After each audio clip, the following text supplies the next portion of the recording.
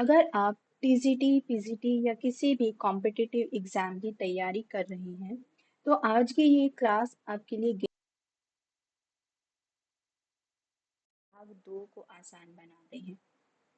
Hello everyone, welcome back to Anant Hindi. पिछले video में हमने वर्णमाला के कुछ बेसिक कॉन्सेप्ट देखे थे और आज इस क्लास में हम इसे कंटिन्यू करेंगे। अपना रजिस्टर और पेन साथ रखिए क्योंकि आज के नोट्स बहुत इंपॉर्टेंट होने वाले हैं। तो चलिए शुरू करते हैं। पिछली क्लास में हमने पढ़ा वर्णमाला क्या होती है, वर्ण क्या होते हैं। वर्णमाला को स्वर और व्यंजन दो भागों में बांटा जाता है। इसके अलावा हमने स्वर के कुछ आधारों पर हमने उसका वर्गीकरण किया था। जैसे स्वर के हमने रचना के आधार पर भेद देखे कि उसमें संधि स्वर होता है और एक संयुक्त स्वर होता है। दूसरा हमने देखा मुख के खुलने के आधार पर स्वरों के क्या भेद किए जाते हैं। तो ये हमने देखा था। आज हम देखेंगे कि जीभ जीभ द्वारा उच्चारण के आधार पर स्वर के कितने भेद होते हैं।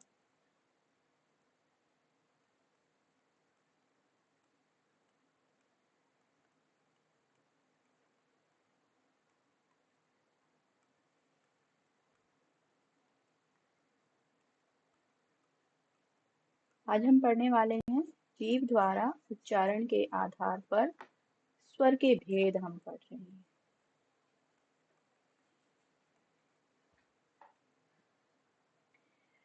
तो देखिए दोस्तों, ये कुछ आप कह सकते हैं हमारी जीभ ऐसे होती है। मेरी ड्राइंग थोड़ी कुछ ज्यादा ही अच्छी है तो इसे इग्नोर करिएगा। ये हमारी जीभ है, इसे हम तीन भागों में बांटते हैं। ये हमारी जीभ का जो आगे वाला हिस्सा होता है इसे अग्र जीवा कहा जाता है। ये जो मध्य जीवा और जो पीछे वाला हिस्सा होता है इसे पश्च जीवा कहते हैं। ये हमारी जीभ के तीन हिस्से होते हैं। तो जीभ द्वारा उच्चारण के आधार पर जो स्वरों के भेद होते हैं उन्हें भी तीन भागों में ही बांटा जाता है। पहला होता है अग्रस्वर,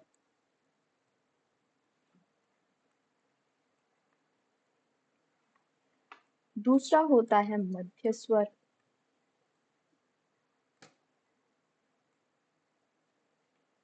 और तीसरा हुआ पश्च स्वर। तो ये तीन हमारे जीव द्वारा उच्चारण के आधार पर स्वर के भेद होते हैं। तो इनमें कौन कौन से स्वर हम रख सकते हैं, ये कैसे पता चलेगा हमें। तो देखिए, इसको याद करने के लिए आप जो ये मध्य स्वर होता है यानी मध्य का जो जीव का जो मध्य पार्ट होता है उससे हम कौन सा स्वर उच्चारित करते हैं। तो मध्य स्वर में हम अ को रख लेते हैं। तो जो अ है वो मध्य स्वर होता है। ये मध्य स्वर सिर्फ एक ही होता है जो अ होता है। अब उसके बाद जो पश्च स्वर होता है इसमें आप जो तीन की तरह जो लिखे जाते हैं स्वर उन सभी को रख लीजिए। जैसे आ, उ, उ, ओ और औ। ये देखिए, जो ये स्वर होते हैं ये तीन की तरह लिखे जाते हैं। तो जो तीन की तरह लिखे जाते हैं स्वर हम उन्हें पश्च स्वर कहते हैं, सिर्फ आ को छोड़कर। अब जो बाकी के स्वर बच जाते हैं वो हम अग्र स्वर में लिख सकते हैं। जैसे ई, ई, ए, ऐ और री। तो जो ये अस्वर होता है क्योंकि ये जीव के मध्य पार्ट से बोला जाता है तो इसे हम केंद्रीय स्वर भी कहते हैं।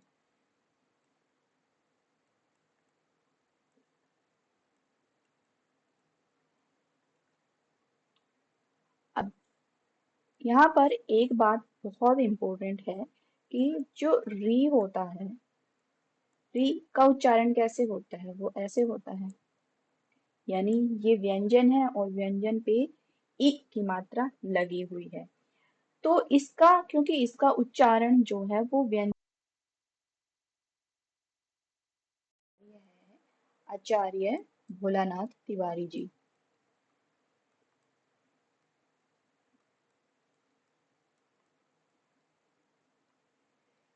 इनके अनुसार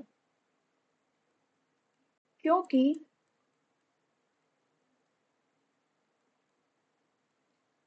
री का उच्चारण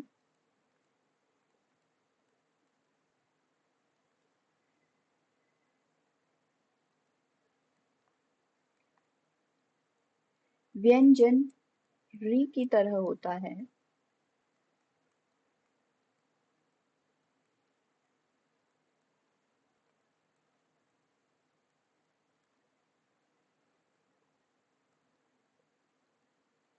इसलिए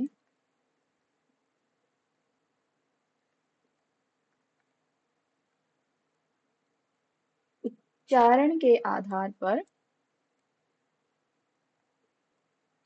इसे स्वर नहीं कहा जा सकता।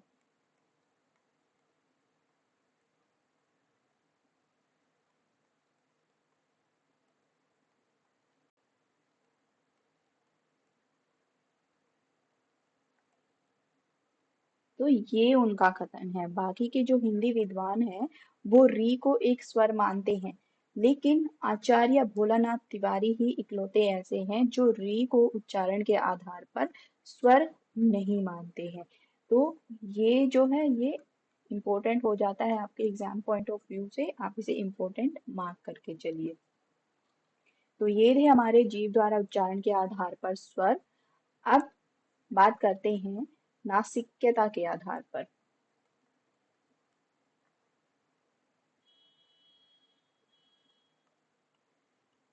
नासिक्यता के आधार पर स्वर के भेद।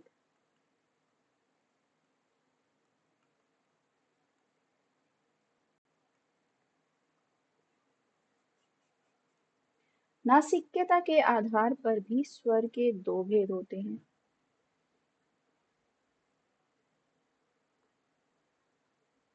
पहला होता है अनुनासिक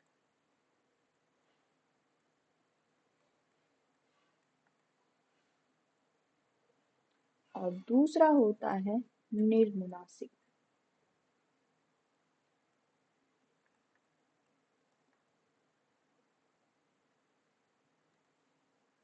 अनुनासिक क्या होता है? जिसमें मुख के साथ साथ नाक से भी वायु निकलती है, वो अनुनासिक होता है। तो ऐसे कौन से स्वर हैं?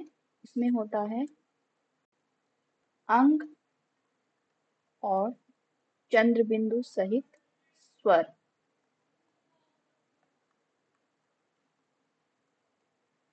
वो हमारे क्या कहलाते हैं? वो अनुनासिक कहलाते हैं। और जो निर्नुनासिक होता है, यहाँ पर क्या होता है? इसमें केवल मुख से उच्चारण होता है, नाक का प्रयोग नहीं होता है, नाक से वायु नहीं निकलती है, केवल मुख से उच्चारण होता है। और इसमें कौन कौन से स्वर आते हैं? इसमें हमारे सभी स्वर शामिल होते हैं। सभी स्वर निर्नुनासिक कहलाते हैं। अब आप बोलोगे कि अनुनासिक और जो अंग और ये चंद्र बिंदु होता है ये तो स्वर नहीं होते, तो आपने ऐसा क्यों लिखा?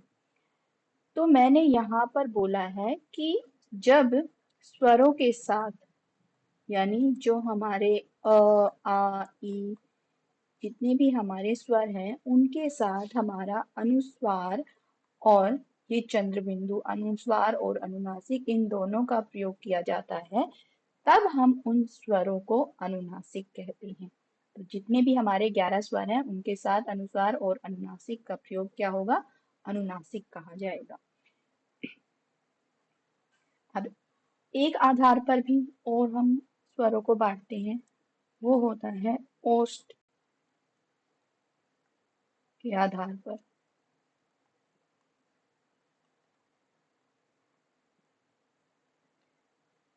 स्वर के भेद।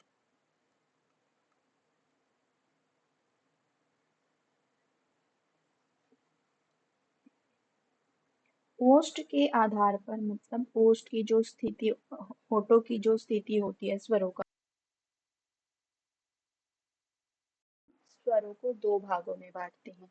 पहला होता है वृत्तमुखी, यानी जिन स्वरों को बोलते समय हमारे जो होंठ होते हैं वो गोल वृत्त की तरह गोल हो जाते हैं, वृत्तमुखी स्वर। और दूसरा है अवृत्तमुखी, जिनमें हमारे होंठ है जो वो गोल नहीं होते। तो इनके दूसरे नाम भी हैं, जैसे अवर्तुलाकार,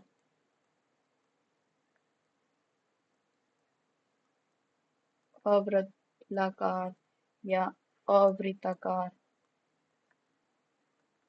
ये इनके अन्य नाम हैं। इसी तरह वृत्तमुखी को क्या कहा जाएगा? वर्तुलाकार।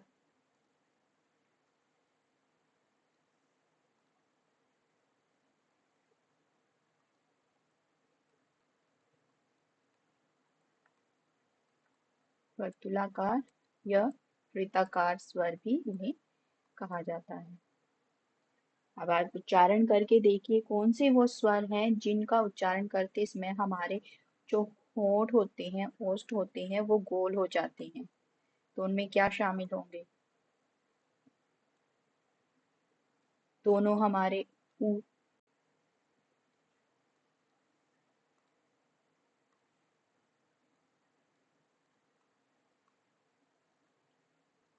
ओ और औ। जब हम इन स्वरों को उच्चारण करते हैं, इनको बोलते हैं, तो हमारे होंठ क्या होते हैं? वो गोल हो जाते हैं। और अवृत्ताकार में क्या होगा? बाकी स्वर आ जाएंगे, जैसे अ, आ, ई, ए, ऐ। और जो री है उसे मैंने आपको बताया कि जो भोलानाथ तिवारी जी हैं वो री को उच्चारण के आधार पर स्वर नहीं मानते हैं।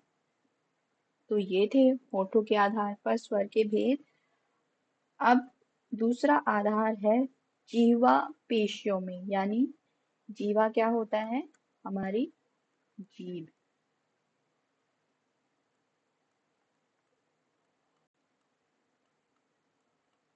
जीवा पेशियों में तनाव के आधार पर, यानी जब हम किसी भी स्वर का उच्चारण करते हैं तो हमारी जो जीभ की मांसपेशियां होती हैं उनमें कुछ तनाव आता है।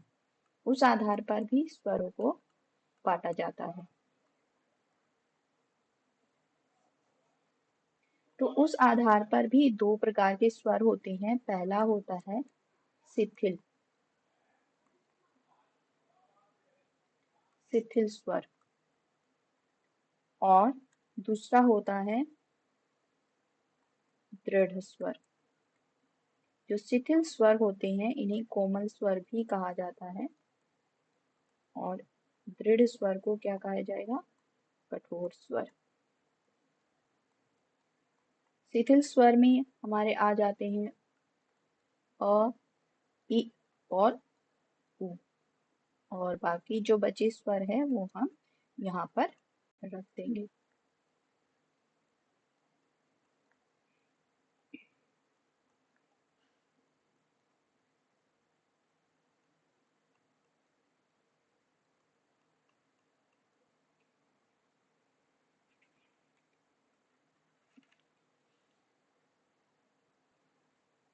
अगर डेफिनेशन की हम बात करें, जो शिथिल स्वर होता है,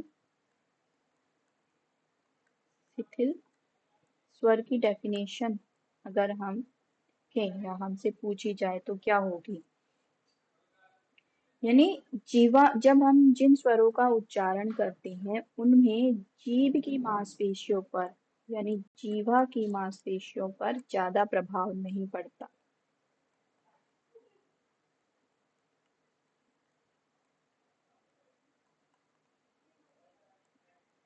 मांसपेशियों पर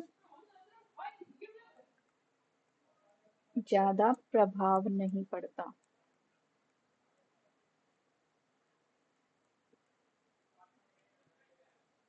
तो वो होते हैं शिथिल स्वर।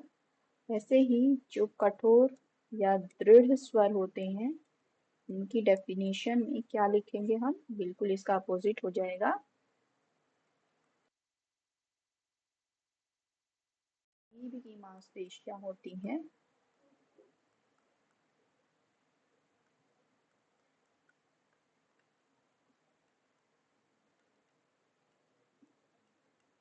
मांसपेशियों पर अधिक मांसपेशियां अधिक प्रभावित होती हैं।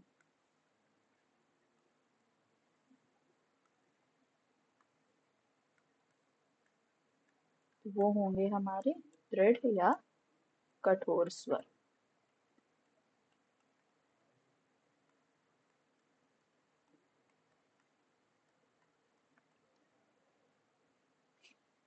तो ये थे हमारे कुछ आधारों पर स्वरों के भेद जो हमने पढ़े। इसके अलावा एक होता है विकसित स्वर। विकसित स्वर क्या होता है?